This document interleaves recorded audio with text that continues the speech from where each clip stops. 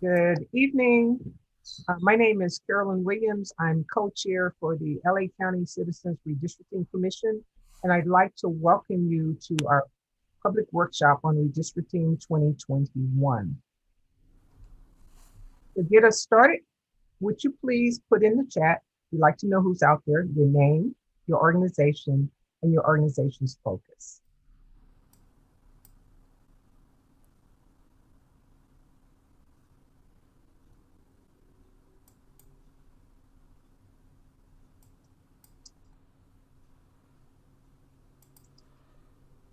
And I'm just waiting to see who's out there.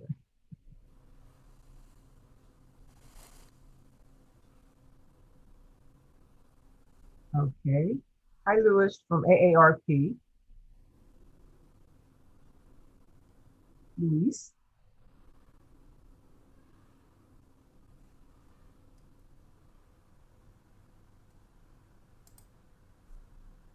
Russia Chavez. Community Health Councils, welcome.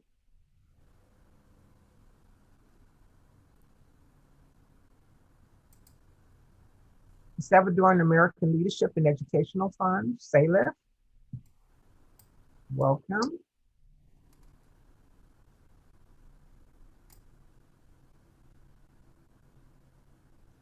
Manuel Jones, President of Cherrywood Lemert Park Block Club. Ivan Garragon, Maleo Educational Fund.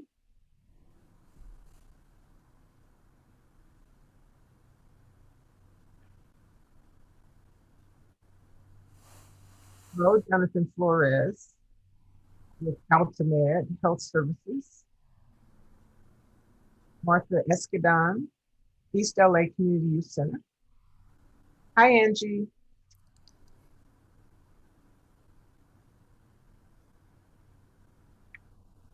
Crystal Moselle, Champions for Progress, Faithful Central Bible Church.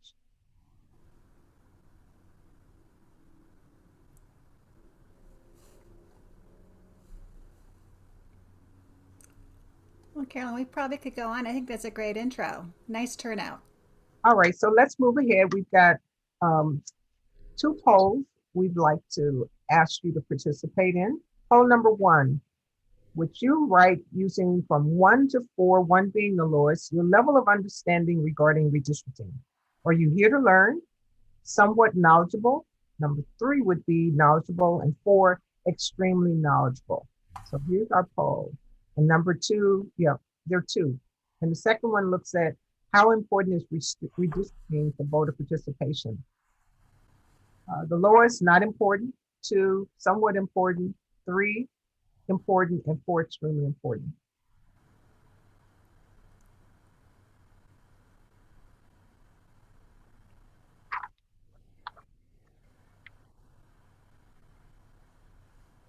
We'll take a moment, and when the results are in, we'll discuss that.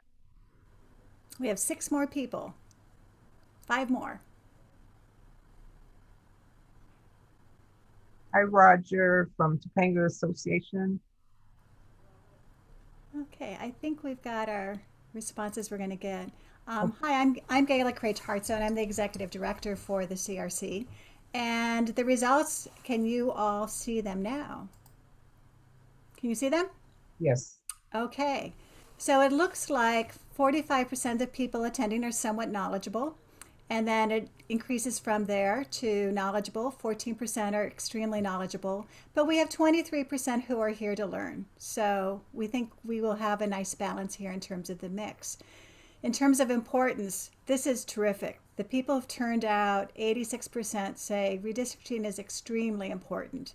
And I know the commissioners today really want to help reinforce why it's so important and how you can all make a difference. So with that, Carolyn, I'm going to turn it back over unless there are any other observations on the results. No, we just want to thank everybody for participating. And again, thank you for being here. Thanks, Gayla.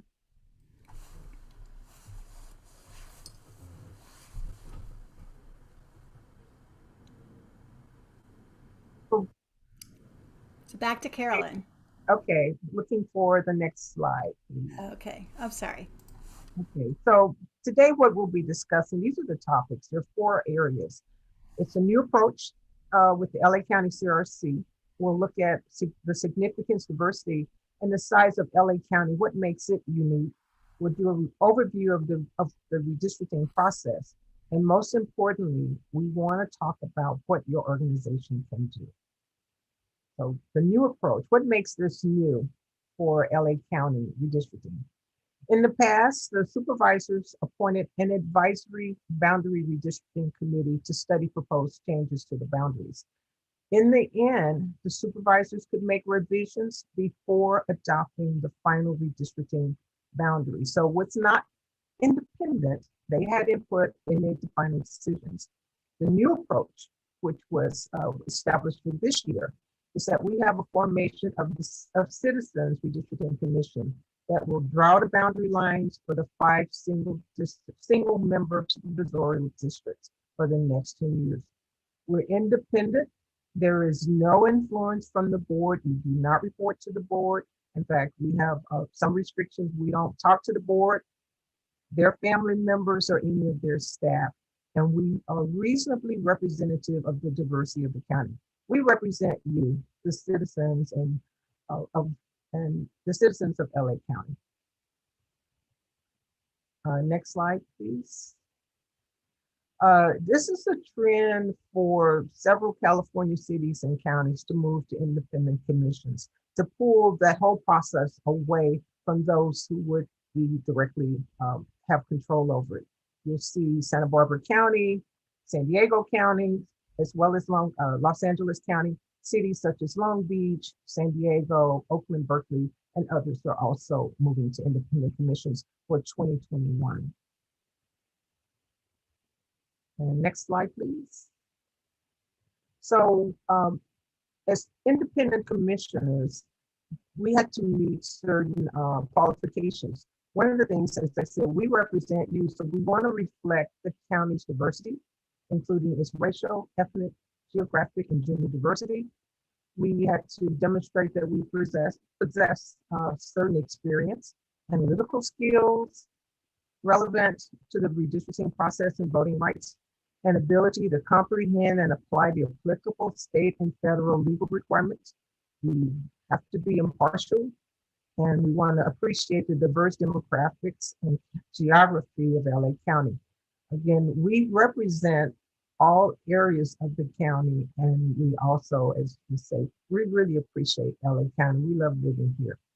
Political party preferences were not required to be exactly the same as the proportion of the political party, and we'll show a breakdown of that in the next slide. Okay, this is the process for the selection of commissioners. Phase 1, again, the county supervisors were not involved at all. The registrar, recorder, county clerk identifies the 60 most qualified applicants from a pool of 741 people who applied. 533 were qualified. They chose the 60 most qualified. The second phase was a randomly drawn process where one commissioner was drawn from each supervisorial district.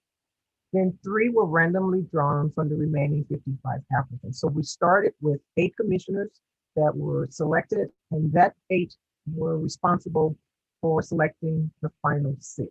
I'm one of the final 6 who were selected. What they did is look at the remaining pool. They used an approach and rated them on a scale from 1 to 10. They narrowed it down because we wanted to represent the political party affiliations and the demographics of the county. And that created our 14 commissioners for the redistricting commission. Next slide. And this is who we are. Okay, you'll look at this in terms of again, as much as possible, we wanted to reflect the diversity, the ethnic diversity of the county. 43% Latinx, 21% Asian, 21% white, and 14% African American, and you see how close we mirrored the percent for LA County. We weren't quite there. We got as close as we could for gender. There was 50% in LA County. We have 6 female, 8 male, and then there's a breakdown for Democrats did not disclose, or independents and Republicans. As you can see, 57% of the commissioners are Democrats, 29% for, or let's say independents, and 2 or 14% of Republicans. So again, the goal was to reflect the county's population. Next slide, please. One of the things that was important to us as we started to look at who we are and the important process in front of us was to define our values. What do we do? How do we conduct ourselves as we move about this important task? So we identified 5 values that we will hold ourselves to. The first one, and this is not in order of importance, but the first one is accountability. We're accountable to the process. We're accountable to each other to serve all the constituents of the county. Transparency. We're committed to openness in all aspects of the redistricting process. Objectivity.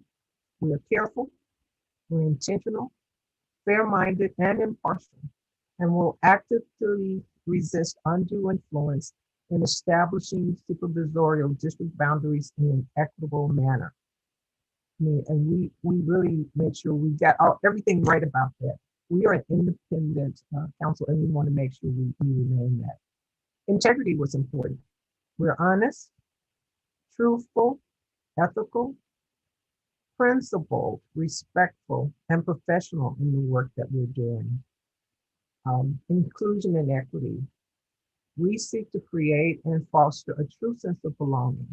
And this was really important, that we would not only just listen to you, but we wanted you to know that what we're creating, it's on a scale that you felt that you were listened to, you belong in the process.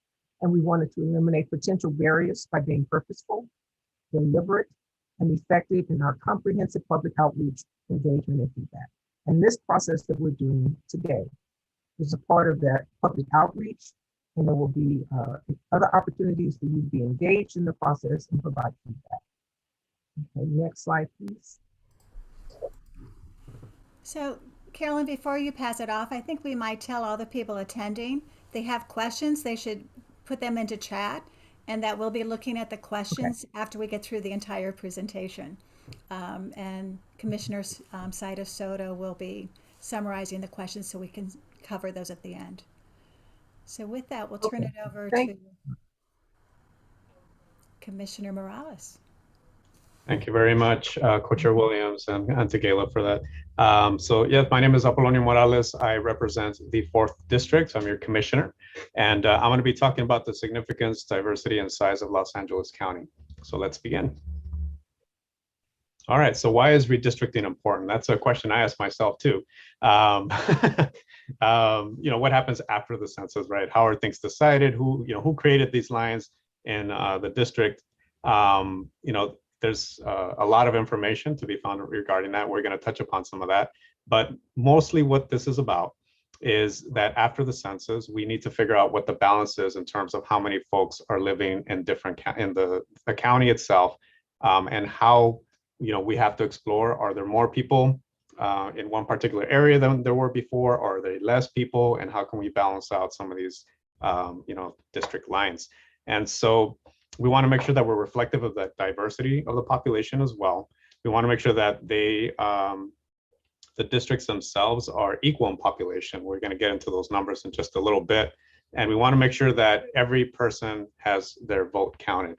And so your voice at the ballot box actually means something when you're voting for that particular candidate or representative in your supervisorial district. So we want to make sure that folks' voices are heard.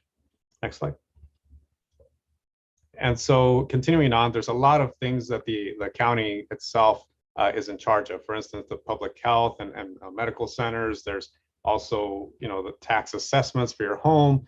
There's also, the sheriff or law enforcement that falls under the purview of the county supervisors.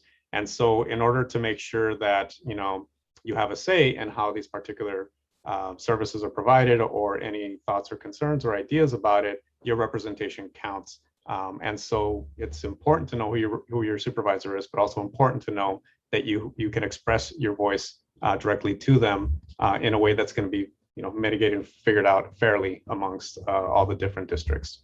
Next slide. So as we all know, Los Angeles County is very complex in a good way, I would say. We are the most populous county in the United States. We have about 10 million people. We're a quarter of California's population. And so that's a significant portion of the state.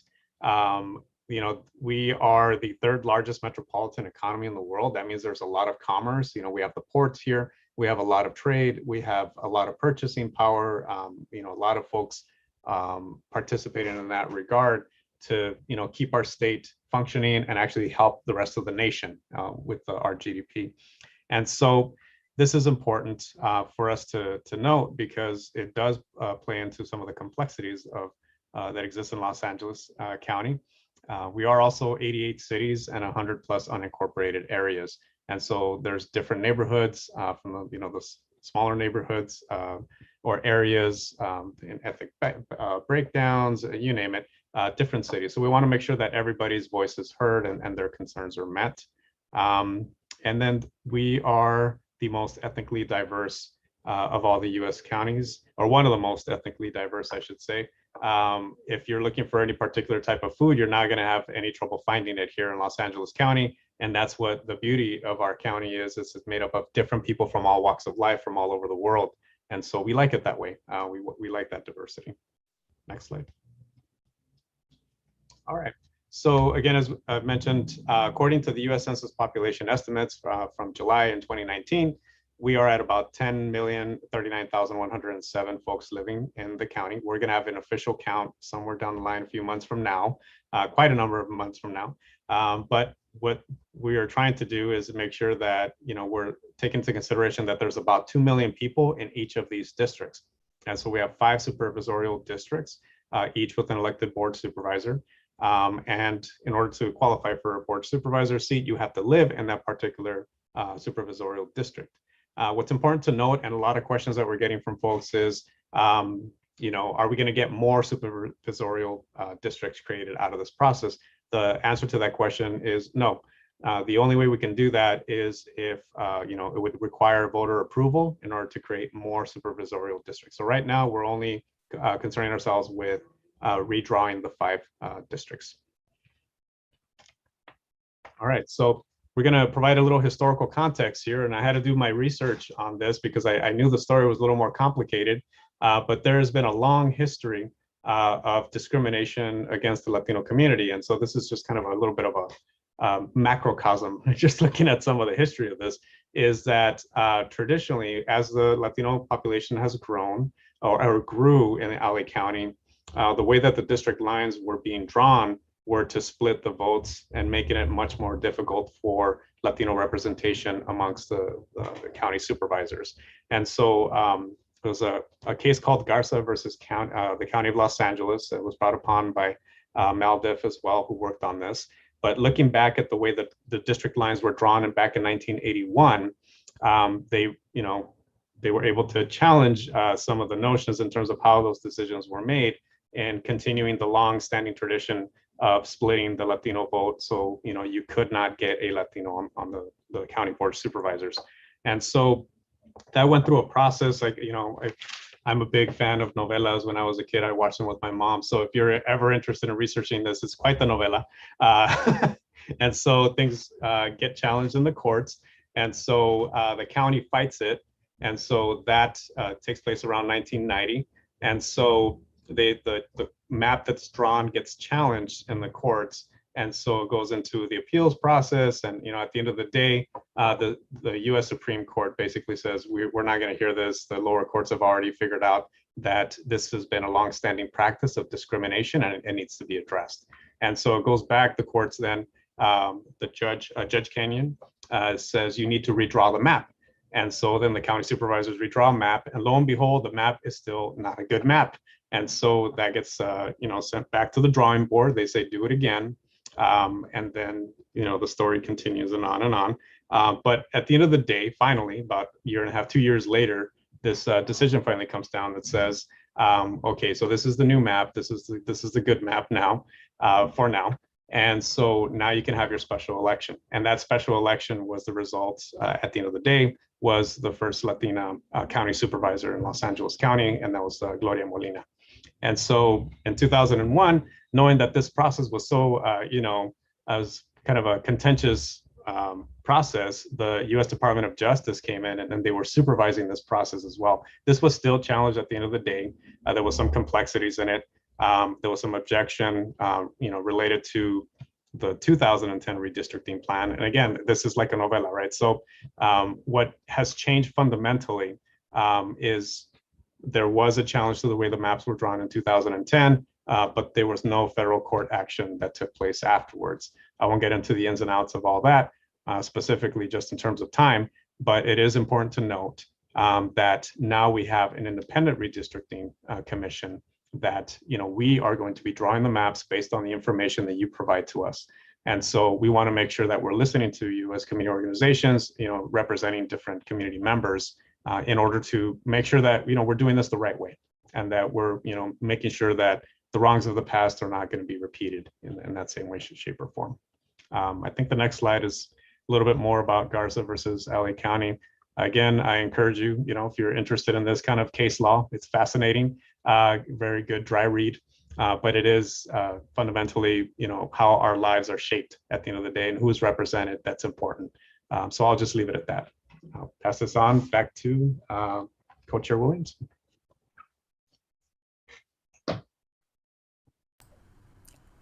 Actually, I believe it's Dorina, Commissioner Wong.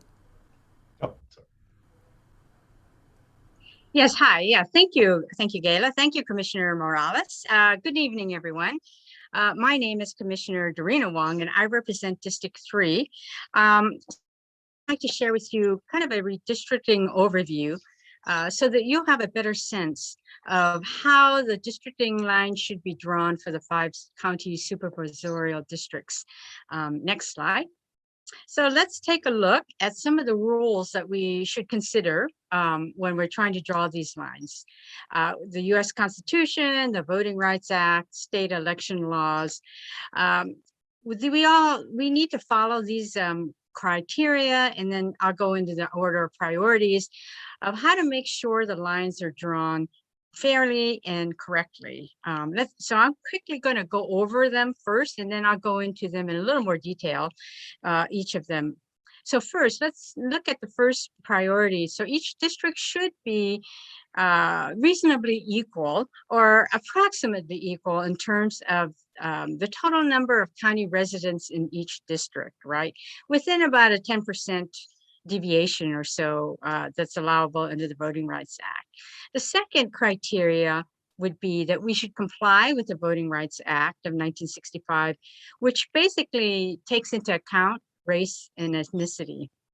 The third thing, issue or priority to look at is that the district should be what we call geographically contiguous, that is connected to each other.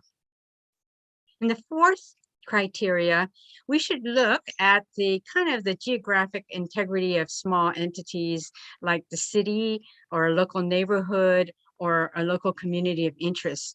So they should be more or less, if we can, minimize the division of those small, those entities. And then fifth, to the extent that we can, and as long as it doesn't conflict with the 4 prior criteria, we can make sure that the districts are more or less compact. They're not spread out too much. But when we're looking at all of these criteria, we should also make sure that the districts do not favor or disfavor an incumbent, like a sitting supervisor, a political candidate, or political party. Next slide. So let's look at what we mean by an equal population. So many of you were probably involved in the census 2020 last year, or at least you probably participated in it and filled out the form. So the census is constitutionally mandated to be done every 10 years so that the lines for representatives for local, state, and federal jurisdictions can be redrawn to reflect the changes in the population. So our county districts will be based on the total population as reported by the Census 2020. And for LA, as Commissioner Morales mentioned, each district will be about 2 million residents, which is much larger than some states. So if you look at the figure at the right, you'll see that there's ways to draw the lines, and there's different concentrations of populations. And so some district lines will be larger, in area, but more or less the number of residents would be approximately equal. Next slide. So that's what we mean by equal population. Now let's look at race and ethnicity, or what is required under the Voting Rights Act. Okay, that's fine. Go ahead, next slide. So when we're looking at the Voting Rights Act, there's a basic rule under the Voting Rights Act is just not to go and set out to hurt voters based on their race or ethnicity. As you can see on the map, there's different populations, and those populations shift a lot every 10 years. So let's take a look at some of the questions that you might ask in order to make sure that you're not, like hurting or discriminating against minority voters. First, you might ask, are there sizable, relatively concentrated minority communities? So again, if you look at that map, you'll see that, let's say, if you look at the purple, if you look at the purple areas, that's reflective of the white population. If you look at the black or the blue areas, that's concentrations of the black populations. If you look at the orange areas, that's the Latino population, and the green areas are Asian populations. So that is how, you can see where there's concentrations of minority populations. And so we would just have to take that into account. So then what the other question you can ask is, do the minority communities have distinct electoral preferences? What that means is there voter cohesion among that minority population, right? Or is there voter polarization? That is, do they vote differently than the white population? Third, let's look and see if those underrepresented minorities have faced discrimination, either currently or in the past. I think Commissioner Morales gave you a perfect example of this in the Garza case, when the Latino community had been unable to elect a candidate of their choice for many years. And, by being split, and they only resolved it through a lawsuit.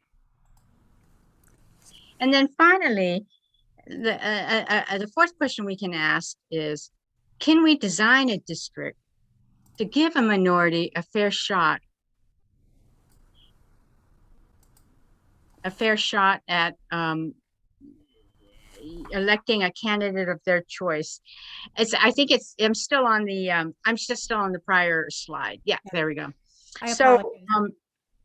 So again, in that Garza case, we saw that once the Latino community was able to finally elect a Latino woman to the Board of Supervisors, they finally, after having been locked out for many years. Next slide.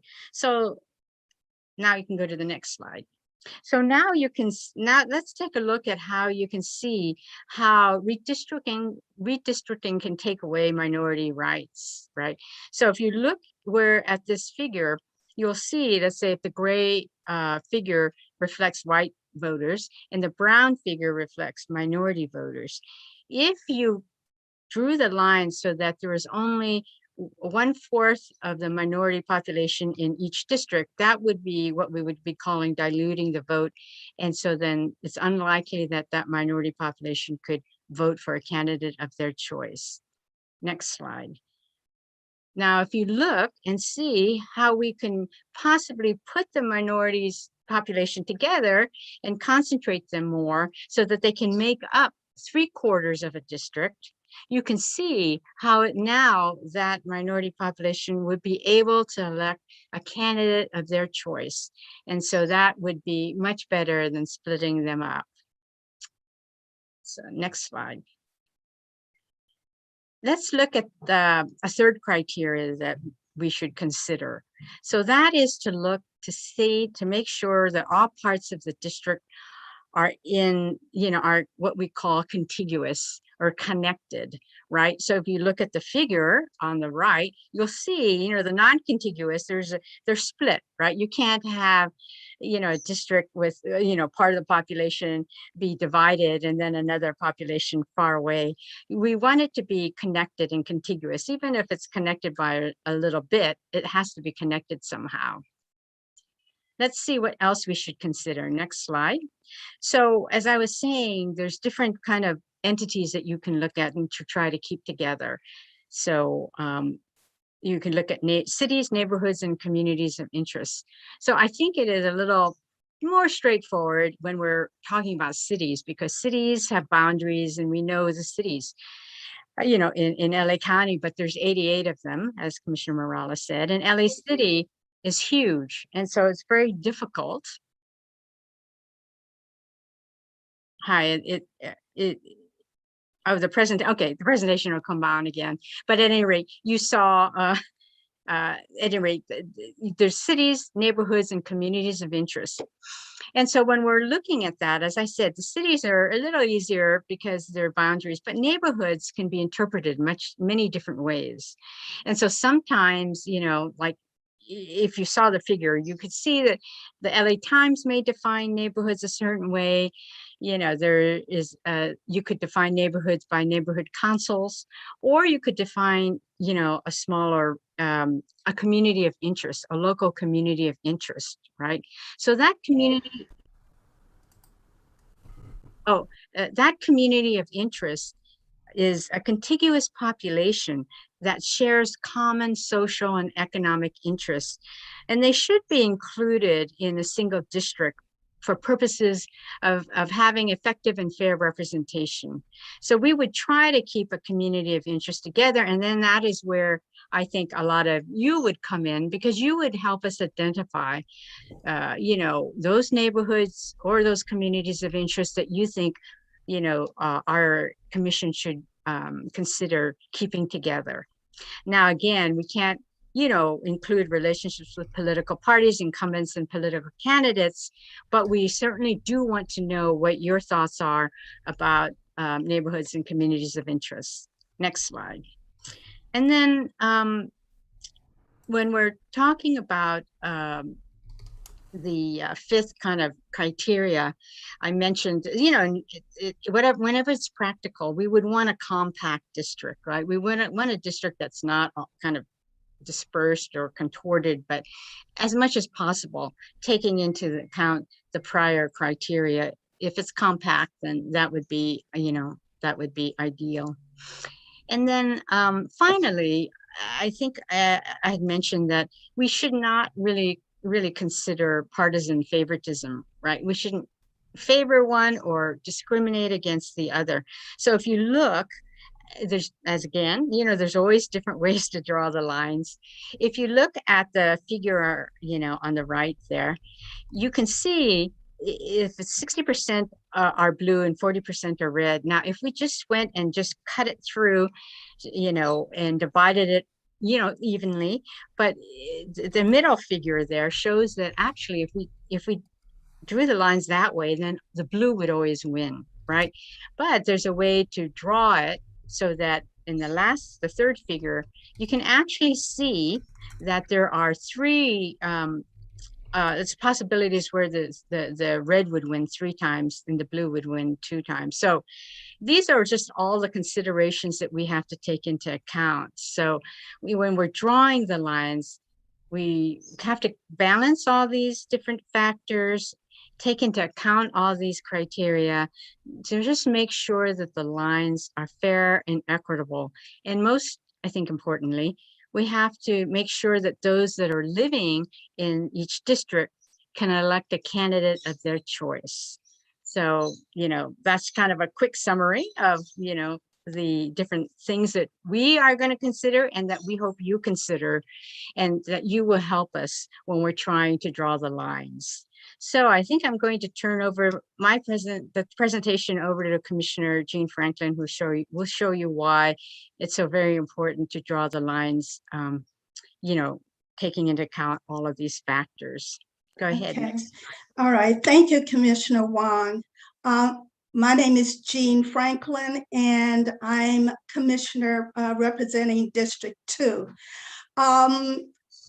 This workshop, educational workshop, is directed to leaders, community-based organizations and faith-based organizations, which are ministers, pastors, and so forth. The reason why we are having this educational workshop is because you all are influencers, okay? And we need your help. We're hoping that you would take this information that we're giving you today and share it with your different organizational networks, and also with your with the members of your church and congregation. It's very important that we get the word out, and it's very important that every citizen's voice is heard. So I will be very brief, but I would like for you to take a look at this picture. And it is a rhetorical question that I will be asking you. Can you tell me where this picture was taken? All right. So if anybody want to take a stab at it, you can put it in the chat. But let me know where you think this picture was taken. Okay, but I'll give you a couple of seconds. But because my time is limited, let me tell you, this picture was taken in Watts. In 2001, there was a freak weather storm, a hailstorm in Watts, and hail came down, rain came down, snow came down in Watts, was about a foot deep. And as you know, Watts is located in South Los Angeles. It borders the unincorporated area of Willowbrook and Compton. It has a population of maybe 35,000 people. However, that Watts only covers about 2 square miles. After that snowstorm, the citizens of Watts needed services. They needed help. So they reached out to their representatives. However, come to find out that Watts was cut or drawn into 4 districts. Out of 2 square miles, Watts was drawn into 4 districts. So when an individual citizen reached out to who they thought their representative was, the representative said, "No, I'm sorry, I'm not your representative. Why don't you try representative such and such?" So that went on. The people in Watts could not identify their representative, and lo and behold, the representative themselves could not confirm on whether the particular citizens were in their districts. So you can see the importance of districts, keeping a district whole. The next slide, please, if you can.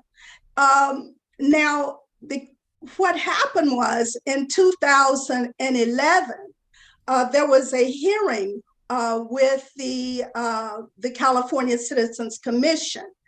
And there were testimonies taken from citizens from Watts giving a historical account of what went on after that 2001 freak storm. And the citizens within that district could not get the services that they needed. So in 2011, they made, when I say they, the state legislators made Watts whole. Another thing too, that I don't have a slide for this, but very briefly, after the Rodney King riots in Koreatown, the citizens in Koreatown needed resources and help because of the aftermath of the riots. In Koreatown, Koreatown only represented the geographical square mile was actually 1 mile, 1 square mile. And within that 1 square mile, Koreatown was divided up as well into 4 geographical districts, and they had 4 city council members. And it was difficult for those citizens to get the resources and the help that they needed as well. So we're sharing this information to the faith-based leaders and the community-based leaders for you to get actively involved. Share this information with members of your congregation, and we'll have another commissioner talk about that and how you can get involved. But it's very important that your voice is heard. It's very important that each citizen's voice is heard, because that way we can make sure that incumbents that are currently holding office will not have the power to draw lines to keep themselves in position of political power. And that's the great thing about the LA County Citizens Redistricting, because we are independent. So it's no longer in the purview of the supervisors, but it's in the purview now of the citizens and the commission. I'll now give it over to the next commissioner. Thank you. And allow me to just apologize for the internet disruption. And if there is a problem, Ty has the slides now and he can project them. I don't know why the internet became unstable on my end.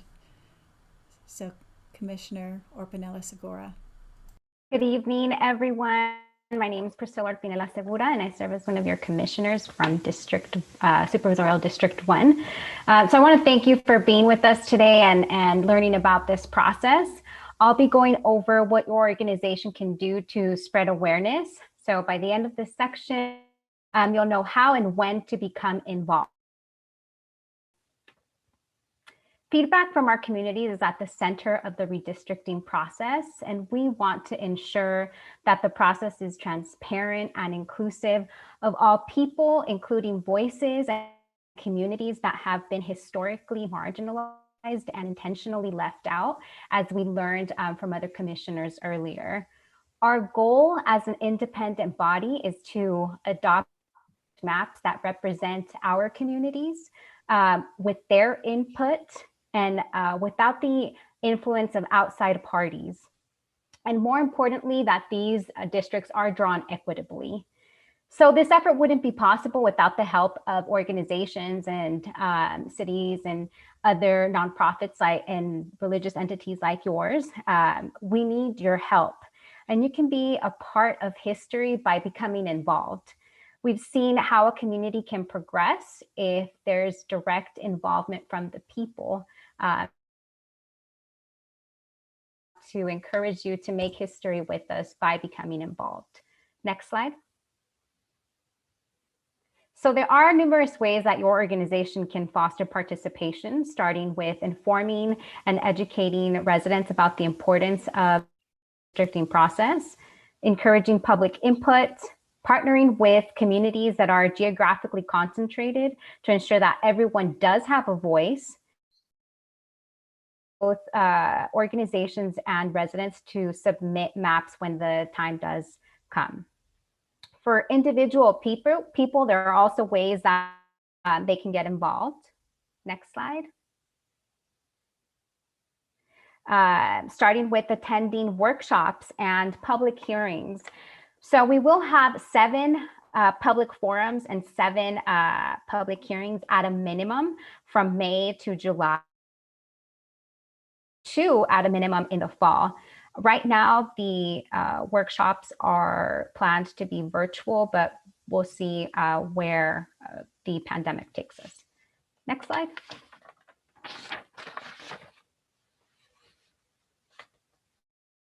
So you'll see all the public hearings. What you'll see is that each supervisor has a public forum and public hearing. And I do want to stress that although our different Senate supervisorial districts, it's open to everyone. These are a lot of dates, so please don't worry about not being able to jot all of them down. If you don't have an opportunity to take a picture or finish writing, they are available on the redistricting website. And I do, if you can go back, I do want to distinguish between the forums and the public hearings. So the forums are meant to be a little more conversational and a fluid approach, an opportunity to together and talk, whereas the public hearings have a more structured format in that it does follow an agenda process, and to submit comments, it goes through a public comment process. And I want to stress that if you want to receive updates on when these dates are taking place, please sign up to receive notifications on the website. Next slide. As I've mentioned before, this is a collaborative process, and we're here to support you and to support each other. So we will be toolkits to organizations complete with talking points, social media posts, flyers, and much more. And they will be available in to ensure that we are inclusive of all communities. If there's something that your organization needs that is not part of the toolkit, please reach out to us because we will accommodate your need. Next slide. During your outreach efforts, you may help folks understand the redistricting process by linking it back to the census. So last year's decennial census was really different than other years in that it was the first time that the count was completed predominantly online. So while advantageous to some groups, it can put groups at a disadvantage. It was also extended due to the pandemic, and extension particularly impacts our timeline. I know there was a question in chat as to when the data would be released. So the information we have is that the census would release the data in September, but just a week or so ago, the legislature did send us a letter indicating to see if an interim data product could be used, which would be issued late August, and then it would take a month to be available to the commission. However, the letter indicates that there are some complications with using the interim data product, in that the information that would be released is a little more complicated and less refined. So as we continue receiving that information, we will share with the public. Next slide. And now I want to talk about what we've done and when we're going. We've formally the commission, which you've met some of us on the commission. If you haven't met everyone, I encourage you to attend our regularly scheduled commission meetings. We've also the public outreach plan, and looking ahead in the summer, we'll continue we'll commence the public outreach. In the fall, the census data will be released and become available, and the redistricting software will be available for public use. In October through November, we anticipate to receive the maps from communities, and we'll hold an additional 2 public hearings at a minimum, as I shared earlier. And last, we do have a target date of December 15th to submit those maps. So I hope this was helpful for you to learn how to become involved. Like I shared, there are numerous ways you can become involved. I also want to share that we do have social media profiles, so please make sure to look up LA County Redistricting. And now for the next slide, we encourage you to take a poll. How can we help So Gayla, if you can put the poll up. Not sure if you're seeing the poll, but essentially what we'd like to ask is, what are the needs that we can fulfill? How can we help you by staying informed and participating if you'd like to attend the CRC meetings?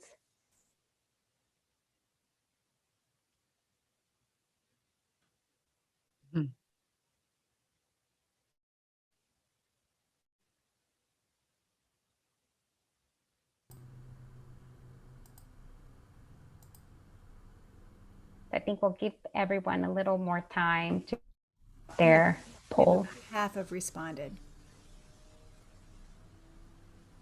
I encourage you to please complete this poll. We're at 65%. 35 more, please do, mark those check boxes. The feedback we receive from you is really going to help us. LA County is so huge. So we need involvement from as many organizations as possible to ensure that the district maps reflect our community's needs. Okay, I think it's time to share. So we have 90% are going to continue to stay informed and participate. We've got about a quarter that will attend CRC meetings. 87% will help to inform and educate their members and residents. 70% will work with communities of interest. 83% will promote attendance to the public forums and public hearings. 63% are actually going to help promote the importance and help collaborate to submit maps. And then we have some other ideas that maybe we'll hear about during the Q&A. So I'll turn it back to the group now in terms of questions. Why don't we just turn it over to yeah, thank you. Thank you for those who have joined. And just to start off with one question that I think maybe we can expand on. There is a question about what kind of input are we looking for from community, and how will we be collecting that feedback? So this may be, we can talk a little bit more about the hearings and the forums and what information or how community might engage in those, and how we'll take that information back for the purpose of creating these maps. So I open it up. Maybe Commissioner Orpinela Segura, you can kick us off. Sure. Let me open up the question to make sure that I do have it. So in terms of community input, what we are looking for is sample maps, and formally those should be submitted through the public workshops, which there were different dates available. The forums is more conversational, more fluid, but to formally have those documented and submitted into the process, it would be through the public workshops. And other community input that we are looking for in addition to the maps is any areas of perhaps that you see, and I'm not sure if other commissioners have more feedback as to. I would suggest that you can make public comments is extremely important. Both written public comments as well is extremely vital. And if you can attend the meetings for the commissioners every second and fourth Wednesdays, that would be extremely helpful. Another idea as well is you can get together with your various organizations and come up with your own ideas and draw your own maps. That way you can give your input that way. Another idea as well is to attend our other additional educational workshops that we'll be doing. There will be educational workshops on maps, how to identify maps, how to draw maps. So attend those workshops. So this outreach committee that's part of the commission, that's what we will be providing as well. So that's one way. So you're starting right in the very beginning, and you're learning along with the commissioners. So we're learning together. And as we give out these educational forums, you learn, then you take it back to your various groups and then give your input and give it directly to the commissioners, both written and or verbally during the various commission meetings. And I'd like to add, when you mentioned they can draw their own maps, we will make available the software and training for drawing maps. So it's not like, how do I do that?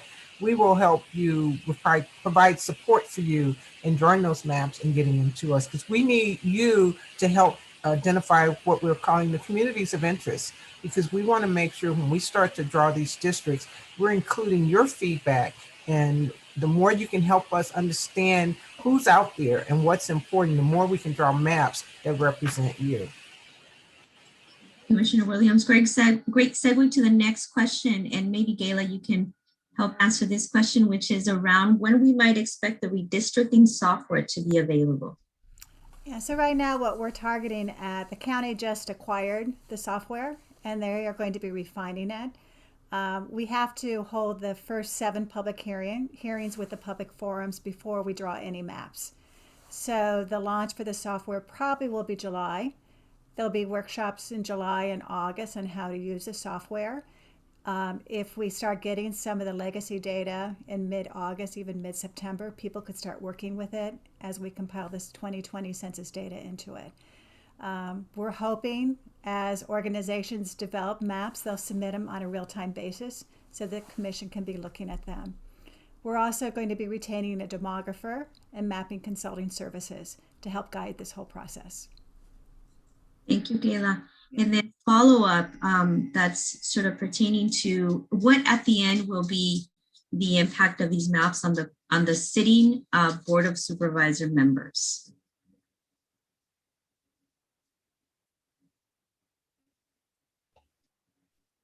So I can take, well, go ahead, Commissioner Morlack. I was going to say maybe a little more clarity. So is it county districts or city districts? Board of Supervisors. Will our redistricting process have, if any, on the current, on the sitting Board of Supervisors? Oh, sitting. Okay. Well, that's, based on the feedback that we get from the community organizations and community members and groups and faith-based organizations. And,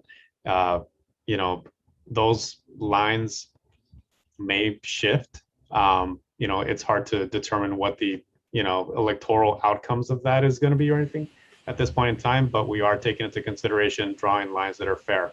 And so we want to make sure that we hear from you to be able to help us and guide us in terms of what makes the most sense in drawing those lines. Right. And also, Go ahead. The census data, everything will be taken according to what the census data reveals. So that is extremely important. So we don't know until the census data comes out how things will look. And then taking into consideration the community's input. And then just in the interest of time, Gayla, maybe you can share a little bit about how people can submit maps. So that process still needs to be developed. The steps will be, we'll bring on a demographer. We're hoping that one would be selected in mid-May. The software would become available. And with the software, there will be instructions on how to submit. Individuals will be able to create their own account. It's going to be in a cloud. It's free. They can go in and out of the account. They can form a group of people to work on maps. Once they're comfortable with what they've drawn, they can hit submit. And then you as a commission will be receiving it. It could be made available to the public. We're assuming probably the demographer will have worked with you in terms of criteria and we'll start bundling the maps. And they'll say, these are all maps that are thinking about placement of Santa Clarita or Palmdale, or placement of Long Beach versus Whittier, so that you as commission can look at these maps around themes to consider them. You probably will start looking at submitted maps, depending upon how fortunate we are with the census data, sometime in late September through October into November. Commissioner Orpanella Segura had mentioned that we just did get news from the Census Bureau that they can provide this rough cut of data. It's the 2020 census data, but what they will be using is sort of the template from 2011, but it's current data. The good news is I talked to LA County folks who are developing the maps and the data formats to be imported into this new software. And apparently they had to do this in 2011. And they said even though the state says it's highly complex, they've done it before and they feel comfortable that they'll be able to work with this data. So hopefully we may have usable data before September 30th. Thank you, Gayla. And I know we are at time and there's really great questions. So Gayla, is it possible for us to take some of these questions that are unanswered and respond to them in email or on the website? We can do that, or see if the commissioners are willing to take another 5-10 minutes to go through these questions. Are you all willing? And Deb sign, this is yes. Yes. I think we should stay on as long as we have an audience and we have such wonderful questions. Was the question covered about how to get presentations for groups yet? No. Okay. Not yet. Okay. I didn't know if I was bounced off at that point or not. So let me ask another question. Maybe you can answer both of those. One question is, what flexibility might there be in our timeline, given that the census data is delayed? And then, of course, how can groups request a presentation?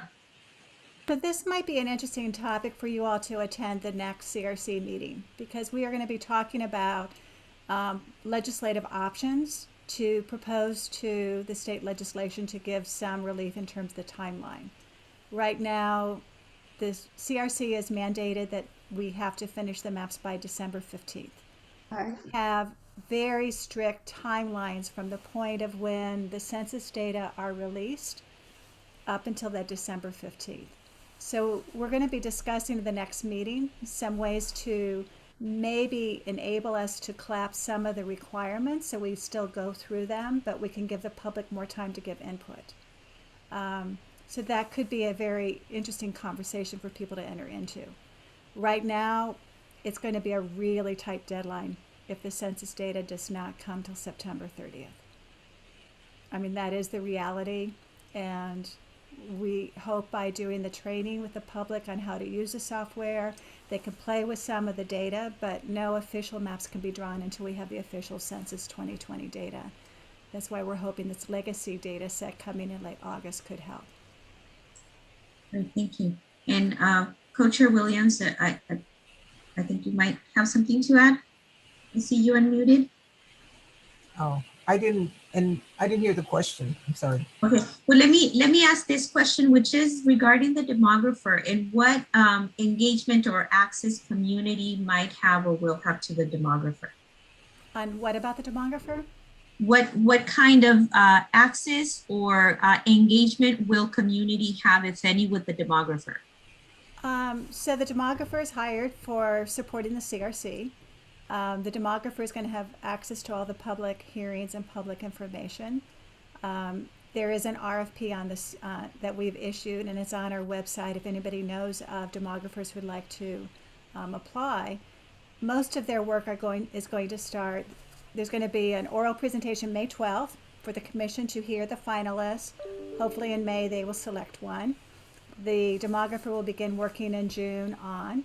The demographer should help answer questions, should help with the training, the use of the software, how to submit maps. We also have Ty V. Lee, who's the clerk, who also can help with some of the technical aspects in terms of the GIS mapping. I don't think we want to put any of the groups in a position where we're trying to give them advice of what the map should be. We want to hear from the groups. So we'll be providing technical support to outside groups. For you Speaking as of- commissioners, they'll help draw your maps. And speaking of technical support, There's a question around what other ways that are non-technical can community provide input through? So we will accept maps that are old Thomas guide maps that you may have seen in the past that were little booklets, and you could circle and draw a line and say, this is where I want my neighborhood to be. My understanding also and how the software, so you could scan it and you could email it to us and we would give it to the demographer to include. We understand with the software, you may not want to look at how to redistrict all 5. You may just want to focus on your community. So you could just submit, my understanding, I haven't seen the software yet, so you can just submit what kinds of adjustments you might want to have in your own community and leave the rest of the county the way it is for submission consideration. Great. Go ahead, Commissioner Wong. Yeah, so I just wanted to go back to one of the questions. I don't know if we actually answered it. One of the questions was, will the new redistricting affect the supervisors that are now in office, or will it be accomplished by new election?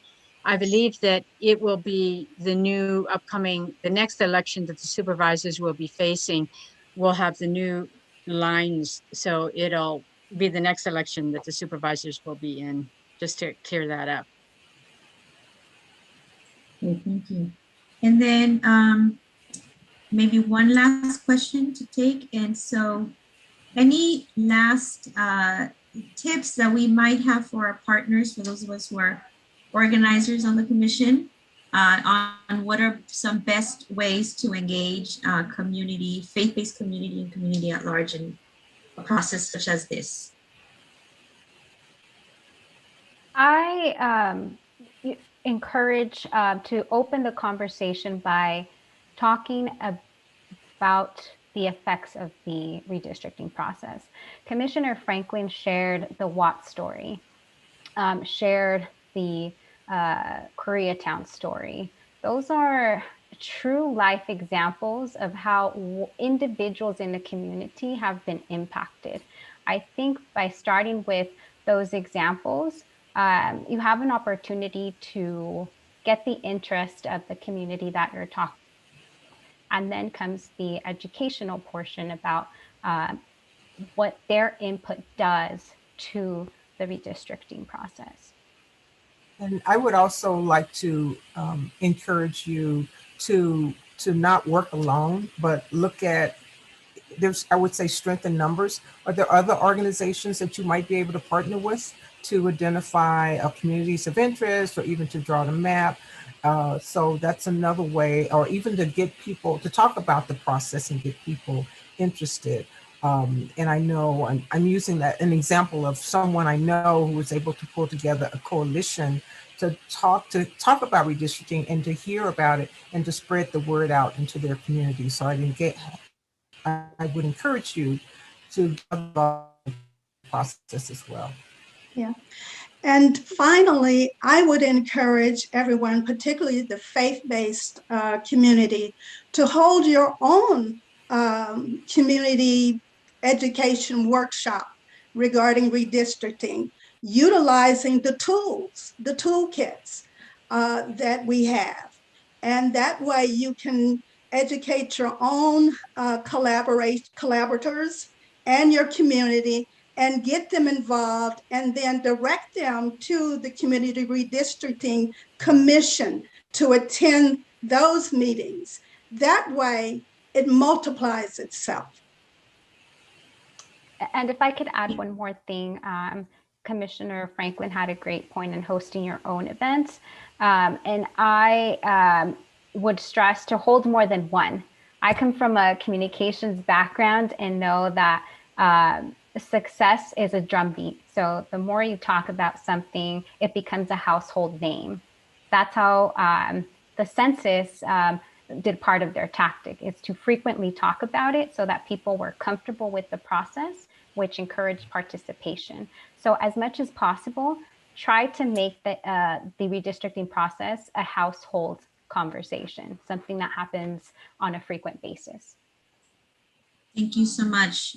Really great. And I'll just share that we are extremely interested in making sure that we reach communities that are generally excluded from these critical processes. And so we really hope that you will partner with us. There is in the chat, Commissioner Wong has included the website link so that you can add yourself to our listserv and we can stay in communication with you. So with that, I'm going to hand it back to Commissioner Williams to just close off. Actually, can I just add? Could I just add one thing? I think that because this is kind of linked to the question about how people can get us request speakers. And so we have not, I guess we as a commission don't have a formal process for that, but I think we can bring it back to our committee to try to create a process, because we would like to help get the word out. And we would, I think we already have, one of our commissioners has already gone out to speak at one of these, public forums. And I think many of us would be willing to do that as well. I was just going to offer before we sign off, if you want to have a commissioner come and present to an organization, you can go to our website and you'll find my email. It's crc.lacounty.gov. We also encourage you to work with constituents. My understanding is in the past, the strongest maps were submitted by cities, by CBOs, by faith-based groups, by people who knew the communities, and really brought together groups of people to come and present thoughtful ways of realigning the district lines. So this commission really wants to hear from you all and hear your ideas, and to help you engage your groups of stakeholders to submit. So I want to thank everybody for attending. And again, we represent you. We're here to hear from you. So thank you for this. And please follow us. Our website is there. And hopefully you'll attend another one of our sessions and maybe our meetings. So thank all the commissioners for participating today. And I guess this is it. Let's say bye. Thank you.